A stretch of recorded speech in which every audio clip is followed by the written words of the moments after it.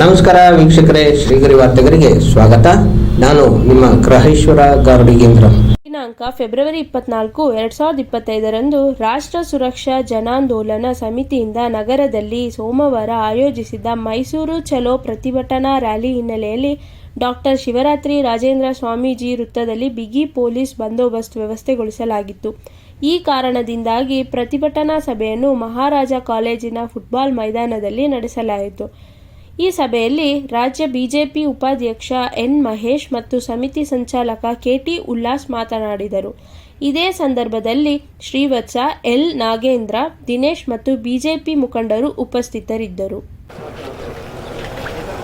ರಾಷ್ಟ್ರ ಸುರಕ್ಷಾ ಜನಾಂದೋಲನ ಸಮಿತಿಯ ಕಾರ್ಯಕರ್ತರ ಜೊತೆಗೂಡಿ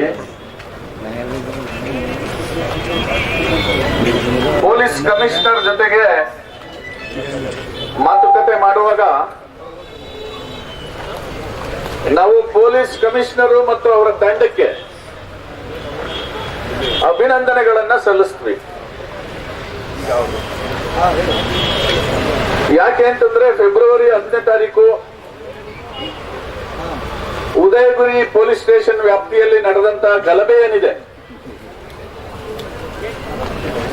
ಆ ಗಲಭೆ ಪ್ರೈಮಾ ಫೇಸಿ ಅದು ಅನ್ಲಾಫುಲ್ ಆಕ್ಟಿವಿಟಿ, ಕಾನೂನು ಬಾಹಿರವಾದಂತ ಚಟುವಟಿಕೆಯನ್ನ ಏನು ನಡೆಸಿದರೆ ಅದನ್ನ ಪೊಲೀಸ್ ಇಲಾಖೆ ಸೀರಿಯಸ್ ಆಗಿ ತಗೊಂಡು ಕಾನೂನು ಕ್ರಮ ಜರುಗಿಸಲಿಕ್ಕೆ ಮುಂದೆ ಹೆಜ್ಜೆ ಇಟ್ಟರು.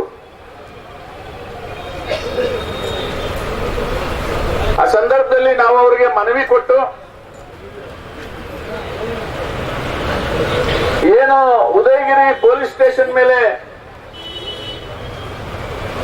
ಕಲ್ಲೊಡೆದಿದ್ದಾರೆ, ಪೊಲೀಸ್ ಕಮಿಷನರ್ ಕಾರನ್ನ ಅಟ್ಟಿಸ್ಕೊಂಡು ಹೊಡೆದಿದ್ದಾರೆ, ಅವ್ರ ಮೇಲೆ ಸೀರಿಯಸ್ ಆಕ್ಷನ್ ಆಗ್ಬೇಕು ಅಂತ ಹೇಳಿ ಮನವಿ ಮಾಡಿದ್ವಿ. ಅವ್ರ ಮೇಲೆ UAPA act, unlawful prevention act ಏನಿದೆ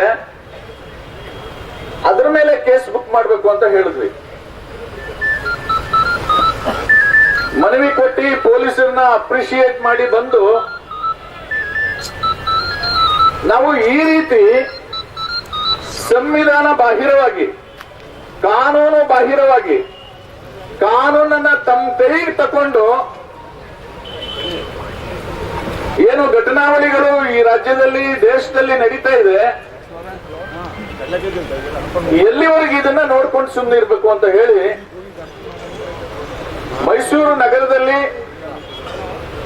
ಒಂದು ಜನಜಾಗೃತಿ ಮೂಡಿಸುವಂತಹ ಕಾರ್ಯಕ್ರಮವನ್ನ ನಾವು ಹಾಕೊಂಡಿದ್ದೀವಿ. ನಮಗೆ ಅನುಮತಿ ಕೊಡಿ ಅಂತ ನಾವು ಪೊಲೀಸ್ ಕಮಿಷನರ್ಗೆ ಪತ್ರ ಕೊಟ್ವಿ. 2-3 ದಿನಗಳ ನಂತರ ಪೊಲೀಸ್ ಕಮಿಷನರು ಅನುಮತಿ ಕೊಡಲ್ಲ ಅಂತ ಹೇಳಿ ನಮಗೆ ಹಿಂಬರಹ ಕೊಟ್ಟರು. ಹಿಂಬರಹ ಕೊಡುವಾಗ ಅವ್ರು ಹೇಳಿದಂತ ಕಾರಣಗಳೇನು ಅಂತಂದ್ರೆ, ಇದು ಕಾನೂನು ಸುವ್ಯವಸ್ಥೆಯನ್ನ ಭಂಗ ಮಾಡುವಂತಹ ಸಾಧ್ಯತೆಗಳಿದೆ, ಹಾಗಾಗಿ ಪರ್ಮಿಷನ್ ಕೊಡ್ಲಿಕ್ಕೆ ಬರಲ್ಲ ಅಂತ ಹೇಳಿ ಹಿಂಬರಹ ಕೊಟ್ಟರು. ಹಿಂಬರಹ ಕೊಟ್ಟ ಮೇಲೆ ನಾವು ಯಾವುದೇ ಕಾನೂನು ಬಾಹಿರ ಚಟುವಟಿಕೆ ಮಾಡಲಿಕ್ಕೆ ಈ ಕಾರ್ಯಕ್ರಮ ಮಾಡ್ತಾ ಇಲ್ಲ. ಈ ದೇಶದಲ್ಲಿ ಪ್ರತಿಯೊಬ್ಬ ಪ್ರಜೆಗೂ ಬಾಬಾ ಸಾಹೇಬ್ ಅಂಬೇಡ್ಕರ್ ಬರೆದಿರ್ತಕ್ಕಂಥ ಸಂವಿಧಾನನೇ ಅಂತಿಮ. ನಿಮ್ಮ ಯಾವುದೇ ಕುಂದುಕೊರತೆಗಳಿರಲಿ ಅದನ್ನ ಸಂವಿಧಾನದ ಅಡಿನಲ್ಲೇ ಬಗೆಹರಿಸ್ಕೋಬೇಕು. ಸಂವಿಧಾನವನ್ನ ಜಾರಿ ಮಾಡಲಿಕ್ಕೆ ಸರ್ಕಾರ ಇದೆ, ಕಾನೂನು ಸುವ್ಯವಸ್ಥೆಯನ್ನ ಕಾಪಾಡಲಿಕ್ಕೆ ಪೊಲೀಸ್ ಇಲಾಖೆ ಇದೆ, ಅದನ್ನು ಮೀರಿ ನ್ಯಾಯಾಲಯ ಇದೆ. ಈ ಪ್ರಕ್ರಿಯೆನಲ್ಲೇ ನಮ್ಮ ಬೇಕು ಬೇಡಗಳನ್ನ ಅಥವಾ ನಮ್ಮ ಮೇಲೆ ಆಗ್ತಕ್ಕಂಥ ಅನ್ಯಾಯ, ದೌರ್ಜನ್ಯ, ದಬ್ಬಾಳಿಕೆ ಎಲ್ಲವನ್ನ ಕಾನೂನು ಪ್ರಕಾರ ಸಂವಿಧಾನ ಪ್ರಕಾರನೇ ಮಾಡಬೇಕು. ಆದ್ರೆ ಇದು ಸಂವಿಧಾನ ಮೀರಿದಂತ ಚಟುವಟಿಕೆಗಳು ನಡೀತಾ ಇದೆ. ಇದನ್ನ ಎಕ್ಸ್ಟ್ರಾ ಕಾನ್ಸ್ಟಿಟ್ಯೂಷನಲ್ ಆಕ್ಟಿವಿಟಿ ಅಂತ ಕರಿತೀವಿ. ಎಕ್ಸ್ಟ್ರಾ ಕಾನ್ಸ್ಟಿಟ್ಯೂಷನಲ್ ಆಕ್ಟಿವಿಟಿ ಮಾಡೋರು ಯಾರಿದ್ದಾರೆ ಅವರು ಕಾನೂನಿನ ವಿರೋಧಿಗಳು, ಸಂವಿಧಾನದ ವಿರೋಧಿಗಳು, ಪ್ರಜಾಪ್ರಭುತ್ವದ ವಿರೋಧಿಗಳು. ಹಾಗಾಗಿ ಈ ಎಕ್ಸ್ಟ್ರಾ ಕಾನ್ಸ್ಟಿಟ್ಯೂಷನಲ್ ಆಕ್ಟಿವಿಟೀಸ್ ನ ಯಾರು ಮಾಡ್ತಾ ಇದ್ದಾರೆ ಅದು ತಪ್ಪು, ಸರಿ ಇಲ್ಲ, ಈ ದೇಶ ಅದನ್ನ ಸಹಿಸಿಕೊಳ್ಳಲ್ಲ ಅನ್ನುವಂತಹ ಒಂದು ಜನಜಾಗೃತಿಯನ್ನ ಮೂಡಿಸಲಿಕ್ಕೆ ಇವತ್ತು ಕಾರ್ಯಕ್ರಮ ಅನ್ಕೊಂಡಿದ್ದು. 10,000 ಜನ ನಾವೇನ್ ಕಾರ್ಯಕ್ರಮ ಹಮ್ಮಿಕೊಂಡಿದ್ವಿ ಅದನ್ನ ಮಾಡ್ಲಿಕ್ಕೆ ಆಗ್ತಿರ್ಲಿಲ್ವಾ? ಹಲೋ, ಪೊಲೀಸ್ ಅವ್ರು ಏನ್ ಮಾಡ್ತಿದ್ರು? ಅರೆಸ್ಟ್ ಮಾಡ್ತಿದ್ರು ಅಷ್ಟೇ ತಾನೆ. ನಾವ್ ಮಾಡ್ಲಿಕ್ಕೆ ಆಗ್ತಾ ಇರ್ಲಿಲ್ವಾ? ಆದ್ರೆ ತಿಳ್ಕೊಳ್ಳಿ, ಕಾನೂನು ಬಾಹಿರವಾಗಿ, ಸಂವಿಧಾನ ಬಾಹಿರವಾಗಿ ಯಾರ್ಯಾರು ಕೆಲಸ ಮಾಡ್ತೀವಿ, ಹೋರಾಟ ಮಾಡ್ತೀವಿ ಅನ್ನೋ ಮನಸ್ಥಿತಿ ಇದೆ. ಅವರೆಲ್ಲರೂ ಅರ್ಥ ಮಾಡ್ಕೋಬೇಕಾಗಿರೋದು ನಾವು ಕಾನೂನನ್ನ ಮೀರಿ ಹೋಗ್ಬಾರ್ದು ಅಂತ ಹೇಳಿ ಪೊಲೀಸ್ ಕಮಿಷನ್ಗೆ ಪ್ರತಿಭಟನೆ ಮಾಡ್ಲಿಕ್ಕೆ ನಮಗೆ ಹಕ್ಕಿದೆ. ಅದು ಸಂವಿಧಾನಬದ್ಧ ಹಕ್ಕಿದೆ. ನಮಗೆ ನ್ಯಾಯ ದೊರಕಿಸ್ಕೊಡಿ ಅಂತ ಕೋರ್ಟ್ ಹೋದ್ವಿ. ಕೋರ್ಟ್ ತೀರ್ಮಾನ ಕೊಟ್ಟಿದ್ದು 2:30 ಅಲ್ಲಿವರೆಗೆ ನಮ್ಮ ರಾಜ್ಯಾಧ್ಯಕ್ಷರು ಬಂದಿದ್ರು, ವಿರೋಧ ಪಕ್ಷದ ನಾಯಕರುಗಳು ಬಂದಿದ್ರು, ಇಡೀ ರಾಜ್ಯದ ದೊಡ್ಡ ದೊಡ್ಡ ಲೀಡರ್ಸ್ ಎಲ್ಲ ಬಂದಿದ್ರು. ಅವರೆಲ್ಲರೂ ಕೂಡ ಕೋರ್ಟ್ ಆದೇಶ ಬರೋವರೆಗೆ ಕಾಯ್ದು ಕುಳಿತುಕೊಂಡು, ಈಗ ಕೋರ್ಟ್ ಏನ್ ಆದೇಶ ಮಾಡಿದೆ ಪೊಲೀಸ್ ಅವ್ರಿಗೆ ಮೆರವಣಿಗೆ ಮಾಡ್ಲಿಕ್ಕೆ ಅವಕಾಶ ಕೊಡಬೇಡಿ, ಯಾವ್ದಾದ್ರೂ ಒಂದು ಸ್ಥಳದಲ್ಲಿ ಪೊಲೀಸರು ನಿಗದಿಪಡಿಸ್ತಕ್ಕಂಥ ಸ್ಥಳದಲ್ಲಿ ಕಾರ್ಯಕ್ರಮ ಮಾಡ್ಲಿಕ್ಕೆ ಅವ್ರಿಗೆ ಒಂದು ಸ್ಥಳ ನಿಗದಿಪಡಿಸ್ಕೊಡಿ ಅಂತ ಹೇಳಿದ್ರು. ನೋಡಿ, ಈಗ ಬಂದು ನಾವು 10,000 ಜನ ಬಂದಿದ್ದವರೆಲ್ಲ ಡಿಸ್ಪರ್ಸ್ ಆಗಿದ್ದಾರೆ. ಆದ್ರೆ 50 ಜನ ಇದ್ರು ಸರಿ, ನಾವು ಏನು ಹೇಳ್ಬೇಕೋ ಅದನ್ನ ಹೇಳಿ ಹೋಗೋಣ ಬನ್ನಿ ಅಂತ ಹೇಳಿ ಇವತ್ತು ಸೇರಿದ್ದೀವಿ. ಇಡೀ ಪ್ರಕ್ರಿಯೆ ನಡೆದಿದೆಯಲ್ಲ ಬೆಳಗ್ಗೆಯಿಂದ ಇಲ್ಲಿವರೆಗೆ, ಅಥವಾ 2-3 ದಿನದಿಂದ ಏನು ಕಾನೂನನ್ನ ಗೌರವಿಸ್ತಕ್ಕಂಥ ಪ್ರಕ್ರಿಯೆಯನ್ನ ರಾಷ್ಟ್ರ ಸುರಕ್ಷಾ ಜನಾಂದೋಲನ ಸಮಿತಿ ಮತ್ತು ಅದಕ್ಕೆ ಒಳಗೊಂಡಿರ್ತಕ್ಕಂಥ ಎಲ್ಲ ಸಂಘ ಸಂಸ್ಥೆಗಳು ಇನ್ಕ್ಲೂಡಿಂಗ್ ಭಾರತೀಯ ಜನತಾ ಪಾರ್ಟಿ ಈ ಕಾನೂನು ಪ್ರಕ್ರಿಯೆಯನ್ನ ಗೌರವಿಸಿದ್ದೀವಿ. ಆದ್ರೆ ಒಂದಷ್ಟು ಜನ ಕಿಡಿಗೇಡಿಗಳು ಉದಯಗಿರಿ ಪೊಲೀಸ್ ಸ್ಟೇಷನ್ ಮೇಲೆ ಕಲ್ಲೊಡೆದಿದ್ದಾರೆ. ಏನ್ ಗಲಾಟೆ ಮಾಡಿರೋದು ಅವರು?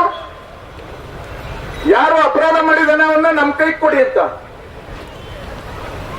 ಅಪರಾಧ ಮಾಡಿದವ್ರನ್ನ ಯಾರ ಕೈಗೆ ಕೊಡ್ಬೇಕಾಗಿರೋದು? ಯಾರ ಕೈ ಕೊಡ್ಬೇಕು? ಪೊಲೀಸರ ಕೈ ಕೊಡ್ಬೇಕು, ಕಾನೂನಿನ ಕೈ ಕೊಡ್ಬೇಕು. ಆದ್ರೆ ಈ ಕಿಡಿಗೇಡಿಗಳು ನಮ್ ಕೈ ಕೊಟ್ಬಿಡಿ ನಾವು ನೋಡ್ಕೋತೀವಿ ಅಂತಂದ್ರೆ, ನಮ್ ದೇಶದಲ್ಲಿ ಬಾಬಾ ಸಾಹೇಬ್ ಬರೆದಂತ ಸಂವಿಧಾನ ಜಾರಿ ಇದೆಯೋ ಅಥವಾ ಅವರು ನಂಬ್ಕೊಂಡಿರ್ತಕ್ಕಂಥ ಕಾನೂನು ಜಾರಿ ಇದೆಯೋ ಅನ್ನೋದನ್ನ ಯೋಚನೆ ಮಾಡ್ಬೇಕು ಅಂತ ಹೇಳಲಿಕ್ಕೆ ಇಲ್ಲಿ ಬಂದಿರೋದು. ಬಂಧುಗಳೇ, ಇದು ಕೇವಲ ಮೈಸೂರಲ್ಲಿ ನಡೆದಿದೆ ಅಷ್ಟೇ ಅಲ್ಲ. ಅಪರಾಧ ಮಾಡಿರುವಂತ ಸತೀಶ್ ಅಲ್ವ ಅವ್ರ ಹೆಸರು? ಸುರೇಶ್ ಅವ್ರನ್ನ ಅಪರಾಧಿನ ನೀವ್ ಯಾಕ್ರಿ ಉದಯಗಿರಿ ಪೊಲೀಸ್ ಸ್ಟೇಷನ್ ಕರ್ಕೊಂಡು ಹೋದ್ರಿ? ಅಲ್ಲಿ 90% ಮುಸ್ಲಿಂ ಇಲ್ಲ ಅಂತ ಗೊತ್ತಿಲ್ಲ ನಿಮ್ಗೆ? ಮುಸ್ಲಿಮರೇ ಜಾಸ್ತಿ ಇರುವಂತ ಪೊಲೀಸ್ ಸ್ಟೇಷನ್ಗೆ ಕರ್ಕೊಂಡು ಹೋಗೋದ? ನಿಮ್ಗೇನೋ ಕಾಮನ್ ಸೆನ್ಸ್ ಇದೆ ಅಂತ ಮಾತಾಡಿದ್ದಾರೆ. ಏನು what does it mean? Udayagiri police station ಭಾರತದಲ್ಲಿದೆಯೋ ಪಾಕಿಸ್ತಾನದಲ್ಲಿದೆಯೋ? ಎಲ್ಲಿ ಅಪರಾಧ ನಡೆದಿರುತ್ತೆ ಆ ಜಾಗಕ್ಕೆ ಕರ್ಕೊಂಡು ಹೋಗ್ತಕ್ಕಂಥದ್ದು ಪೊಲೀಸರ ಕರ್ತವ್ಯ. ಕರ್ಕೊಂಡೋಗಿದ್ದಾರೆ. ಅವರು ಒಬ್ಬನೇ ಇದ್ರು ಕೂಡ ಅವನ್ನ ಕಾಪಾಡ್ತಕ್ಕಂಥದ್ದು, ರಕ್ಷಣೆ ಮಾಡ್ತಕ್ಕಂಥದ್ದು ಪೊಲೀಸ್ ಅವರ ಜವಾಬ್ದಾರಿಯಾಗಿದೆ. ಅದೇ ಪ್ರಕಾರ ಮಾಡಿದ್ದಾರೆ.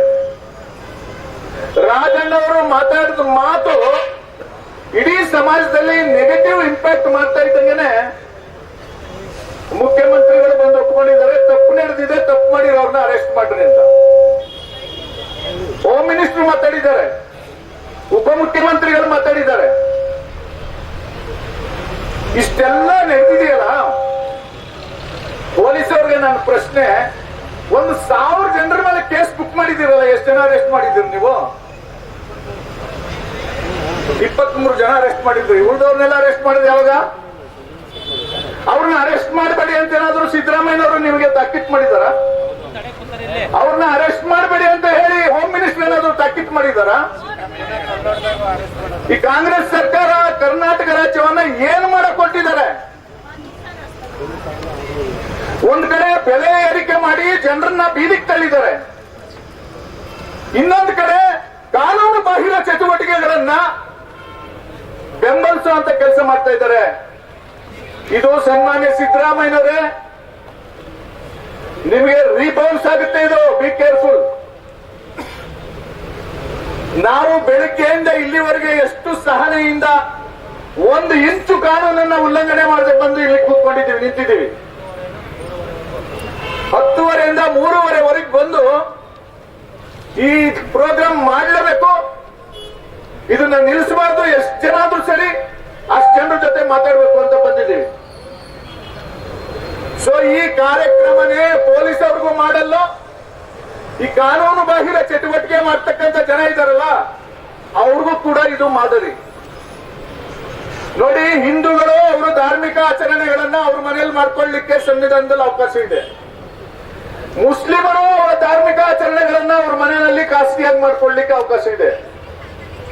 ಕ್ರಿಶ್ಚಿಯನ್ರು, ಸಿಖ್ಖರು, ಬೌದ್ಧರು ಎಲ್ಲರೂ ಅವರವರ ಧಾರ್ಮಿಕ ಆಚರಣೆಗಳನ್ನ, ನಂಬಿಕೆಗಳನ್ನ ಪಾಲಿಸಲಿಕ್ಕೆ, ಅನುಸರಿಸಲಿಕ್ಕೆ ಖಾಸಗಿಯಾಗಿ ಅವಕಾಶ ಇದೆ.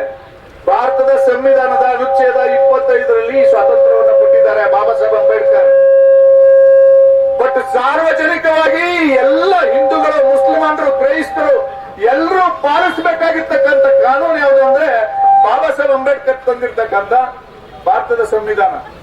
ಆ ಸಂವಿಧಾನದ ಅಡಿನಲ್ಲೇ ಉಳಿದ ಎಲ್ಲ ಕಾನೂನುಗಳು.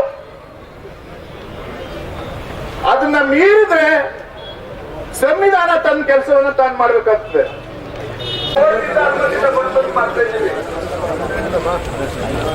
ನಾವೆಲ್ಲರೂ ನೇರವಾಗಿ ಬಂದು ಅರೆಸ್ಟ್ ಹಾಕೋಲ್ಲ, ಮಾಡ್ಲಿಕ್ಕೆ ಆಗ್ತಿರ್ಲಿಲ್ವಾ? ದೊಡ್ಡ ವಿಚಾರ ನಾವು ಎಷ್ಟು ಕೆಲಸ ಮಾಡಿಲ್ಲ ಅಂತ. ಆದ್ರೆ ಇದು ರಾಷ್ಟ್ರದ ಸುರಕ್ಷತೆಗೆ, ಸೆಕ್ಯೂರಿಟಿಗೆ ಸಂಬಂಧಪಟ್ಟಂತ ವಿಚಾರ ಅಂತ ಹೇಳಿ ಕಾನೂನಿಗೆ ತಲೆಬಾಗಿ ಇವತ್ತಿಲ್ಲಿ ಕಾರ್ಯಕ್ರಮವನ್ನ ಮಾಡ್ತಾ ಇದ್ದೀವಿ ಬಂಧುಗಳೇ. ನನಗೆ ಖುಷಿ ವಿಚಾರ ಏನು ಅಂತಂದ್ರೆ 10:30ರಿಂದ ಇಲ್ಲಿವರೆಗೆ ಇಷ್ಟೊಂದು ಜನ ನೀವು ಊಟನ ಬಿಟ್ಟು ಗಾಯಕೊಂಡಿದ್ದೀರಲ್ಲ, ಈ ಕಾರ್ಯಕ್ರಮ ಊಟನ ಅಂತ ಗಾಯಕೊಂಡಿದ್ದೀರಲ್ಲ, ಆ ಕಾರಣಕ್ಕೆ ನಿಮ್ಮೆಲ್ಲರಿಗೂ ಗೌರವಪೂರ್ವಕ ಕೃತಜ್ಞತೆಗಳು. ಅನಂತ ಮೀಟಿಂಗ್ಗಳಲ್ಲಿ, ಕೇರಿಗಳಲ್ಲಿ ಬಾಬಾ ಸಾಹೇಬ್ ಅಂಬೇಡ್ಕರ್ ಸಂವಿಧಾನ ಮಾತ್ರ ನಮಗೆ ಕಾನೂನು, ಬೇರೆ ಯಾವುದೋ ಅಲ್ಲ ಅನ್ನೋದನ್ನ ನಮ್ಮ ಜನರಿಗೆ ಮನವರಿಕೆ ಮಾಡಬೇಕಾಗ್ತದೆ. ಮತ್ತೆ ಮುಂದಿನ ವಾರ್ತೆಗರಿಯಲ್ಲಿ ಭೇಟಿಯಾಗೋಣ. ಶ್ರೀಗರಿ, ನಿಮ್ಮ ಮನದಾಳದ ಗರಿ. ನಮಸ್ಕಾರ. ಶ್ರೀಗರಿ, ನಿಮ್ಮ ಮನದಾಳದ ಗರಿ. ಶ್ರೀಗರಿ, ನಿಮ್ಮ ಭಾವನೆಗಳ ಗರಿ. ಶ್ರೀಗರಿ, ನಾಡಿನ ಹೆಮ್ಮೆಯ ಗರಿ. ಮನೆ ಮನಗಳ ಗರಿದು ಶ್ರೀಗರಿ, ತನು ಮನ ಧನಗಳ ಗರಿದು ಶ್ರೀಗರಿ, ವಿಶ್ವದ ದೇಶದ ನಾಡಿನ ಗರಿದು ಶ್ರೀಗರಿ. ಶ್ರೀಗರಿ ಶ್ರೀಗರಿ ಶ್ರೀಗರಿ ಶ್ರೀಗರಿ ಶ್ರೀಗರಿ, ನಿಮ್ಮ ಮನದಾಳದ ಗರಿ.